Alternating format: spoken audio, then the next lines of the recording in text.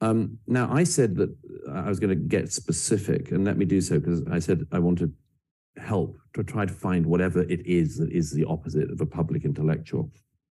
The person who, as I say, throws out a claim and then doesn't bother to defend it. There are three examples I'll give, three people I'll give as examples, but the first is perhaps my favorite. I discovered while I was speaking yesterday that Robin DiAngelo had spoken at the university last year, and so I was especially interested to know what she said.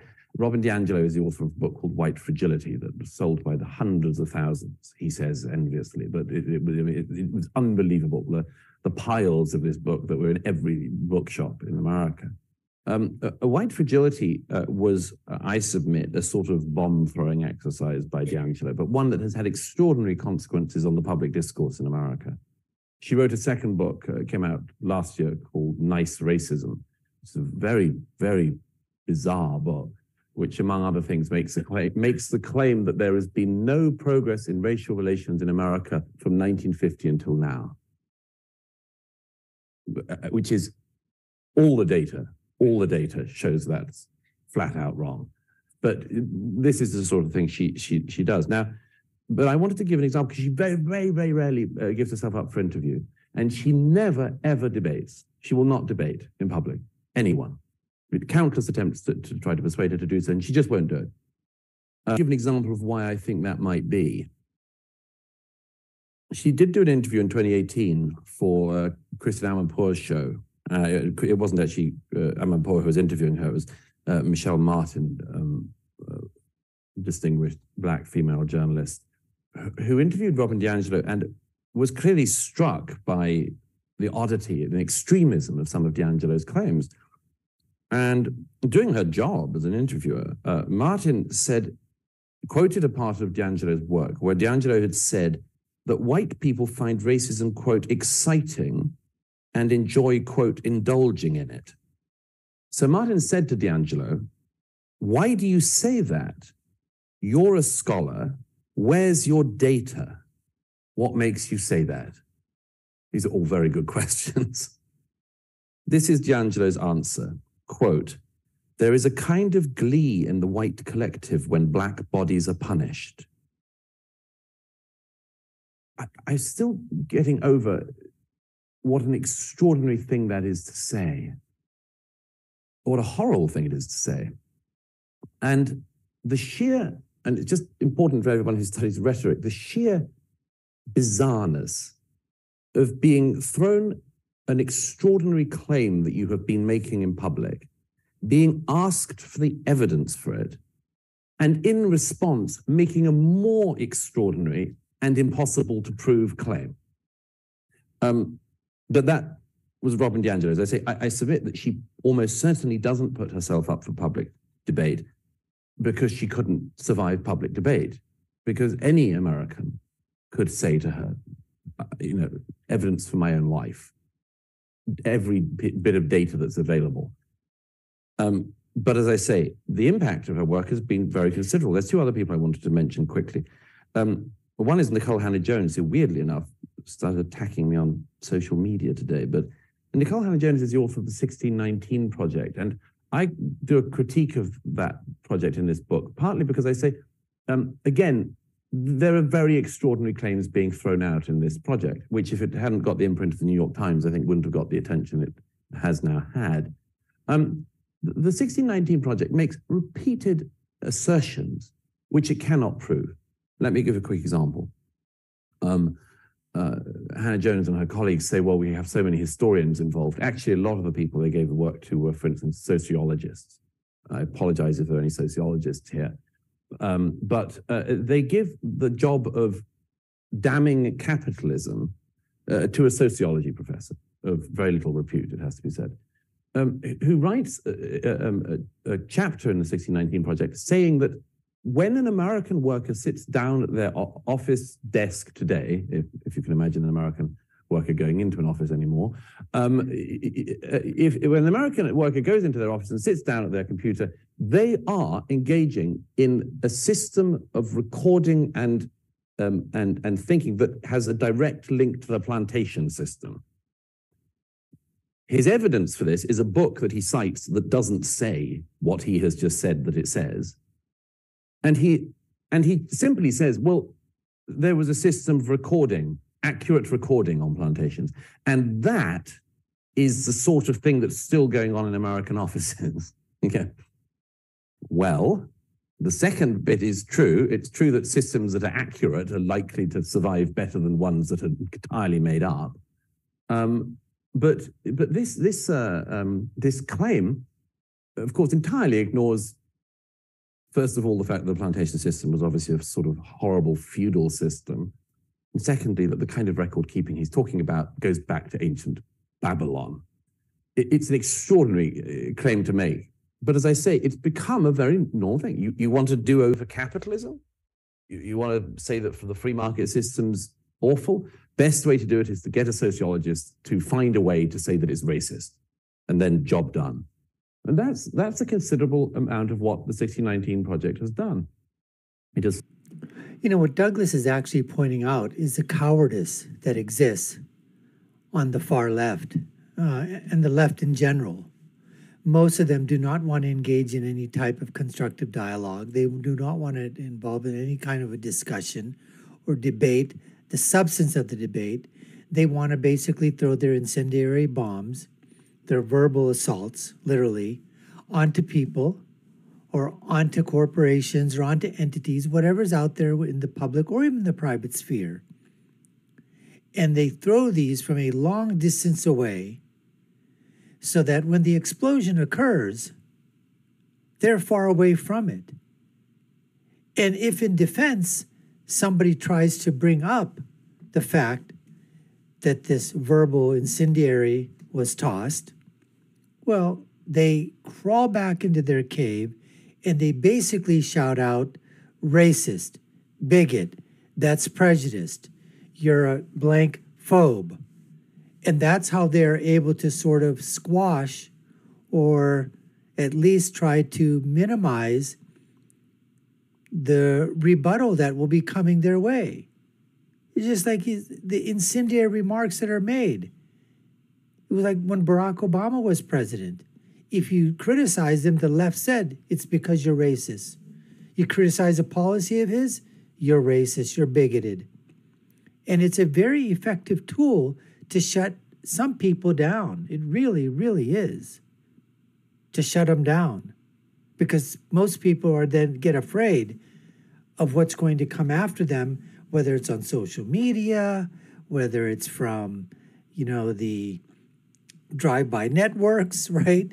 And then you have a drive-by verbal assault that's going on from the alphabet networks. And then, there's a Twitterverse. And then there's doxing. And then there's all kinds of things. And a lot of people, they just don't want to get involved in that at all. And then there's a cancel culture. You toss that on top of it. And some people, they don't have the means to do that because it could be the loss of a job. It could be a loss of a career. It could be a whole bunch of things because everybody's against you. You literally have the world coming against you nowadays. Look what's happening with, DEI, which I like to call DIE. And all the corporations that are, grabbing onto this political correctness crap that's going out there. So when Douglas is pointing out, in Angelo and with Hannah Jones and these others, it's all softball questions. Nobody comes in, or if you do come in with a particular question, they don't answer it. They double down on what they were saying before and continue to go with that. Ibrahim X. Kendi is another great example of this. But slowly and slowly, light is the biggest form of disinfectant that's out there in terms of truth. The truth eventually will win out, but in the meantime, you've really got to have the attitude and the intestinal fortitude to basically stick it out and say, you know what? All right, keep on coming. I don't care. Call me a racist. You know what? You're a pedophile. Call me a bigot. You ought to stop, chasing after, kids. You better stop doing that. Or if I'm a racist, then you're a racist. Just toss it right back at them. That is the way to deal with these cowards in the public arena.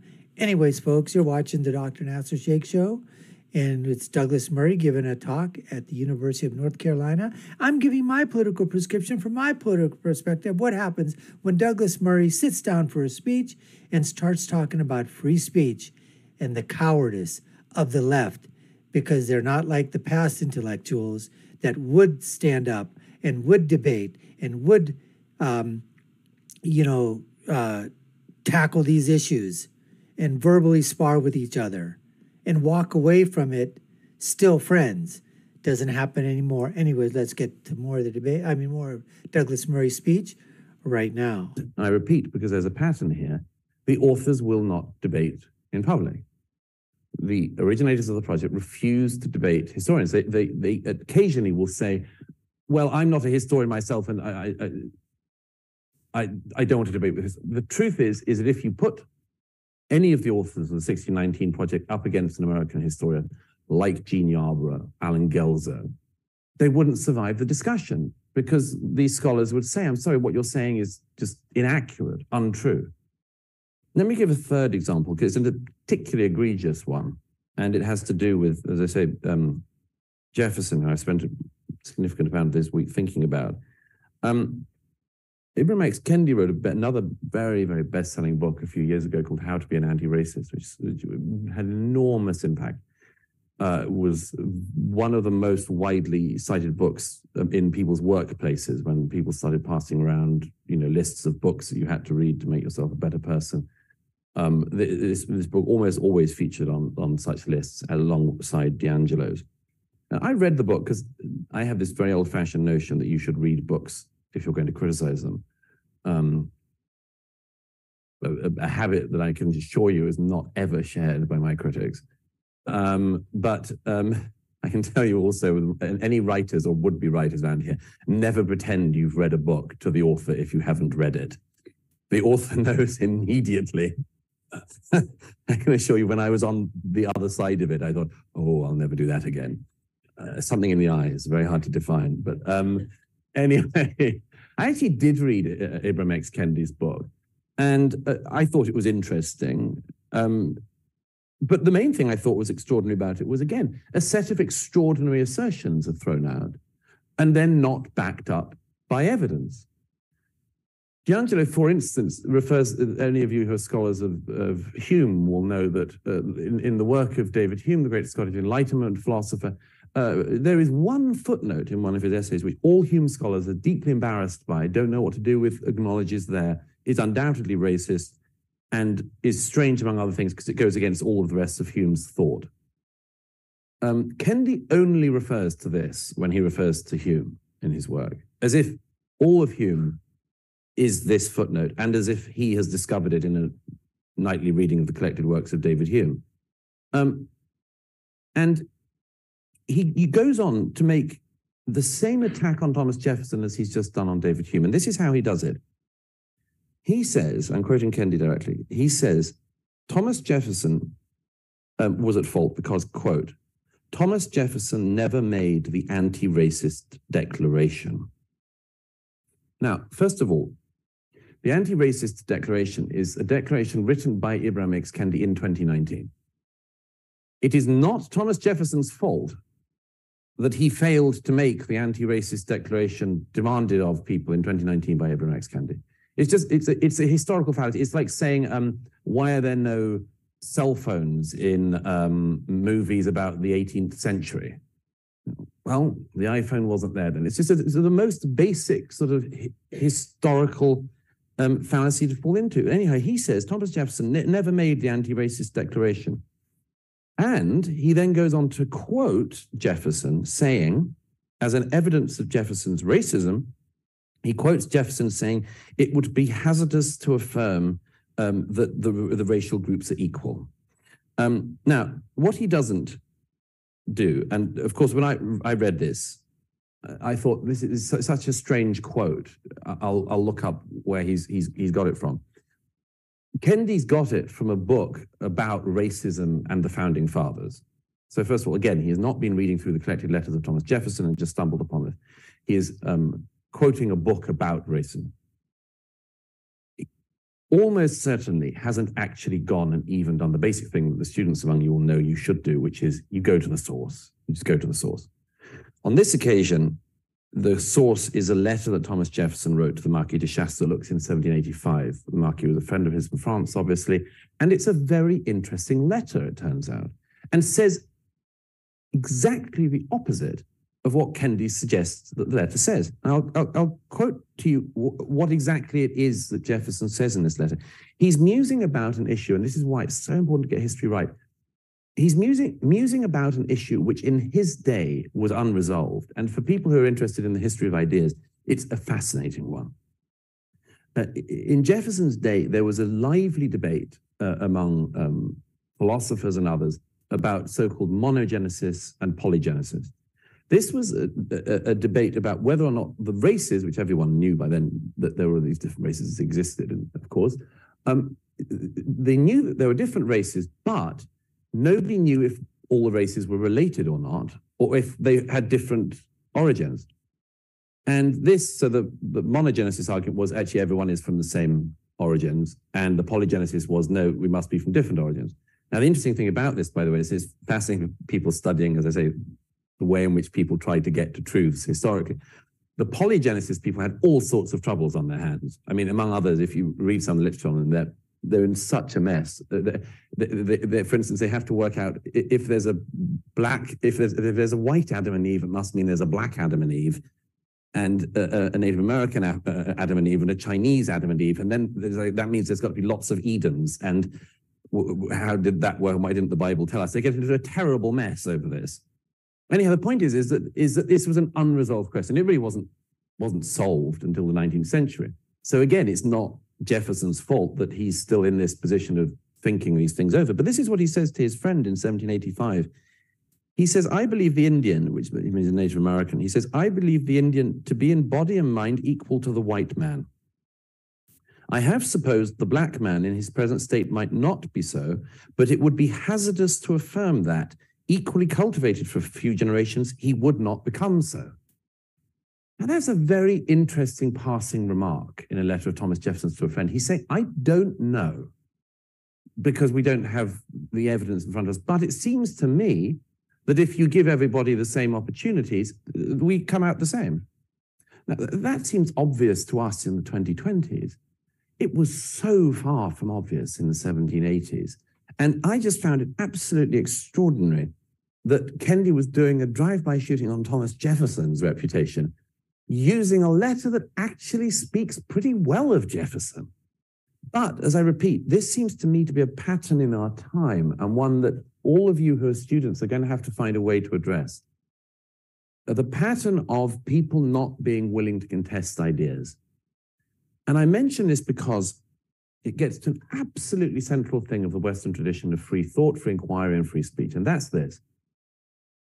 It's that you get all of the ideas out, have them all out, because it's the only way you will get to truth. The only way you can get to truth is if you have all of the ideas out there. The two greatest texts, I think, in the Western canon on free speech, I would say, I'm sort of bored of books about free speech. We've had John Stuart Mill for 2 centuries now. And to my mind, it's almost everything. But Mill and Milton, among others, Milton in the Areopagitica, which is actually about the printing press, about the right to print. He addressed a lot of this in the 17th century.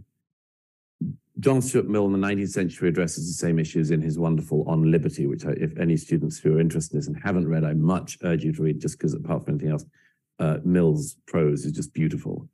But Mill lands on what has been, until I think the current age, pretty much agreed upon as the system of free thought, free speech in the West, which is that you have to hear contrary opinions to the ones you hold, and you have to have them out and debate them and much more, for several reasons, but they boil down to these two things. The first is that issue that it's the only way to get to truth, because the other person who has an opinion you might not want to hear might be correct. And it is for your own interest the best thing possible that you hear that as soon as possible. And if they're not correct in full, they may be correct in part.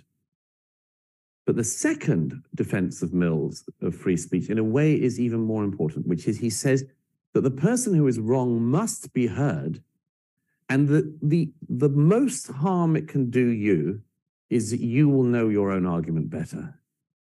It's a brilliant piece of prose in which he explains this. He explains how you'll need to test your own knowledge against erroneous opinions every now and then. And you might need them to come along. And that can include horrible opinions.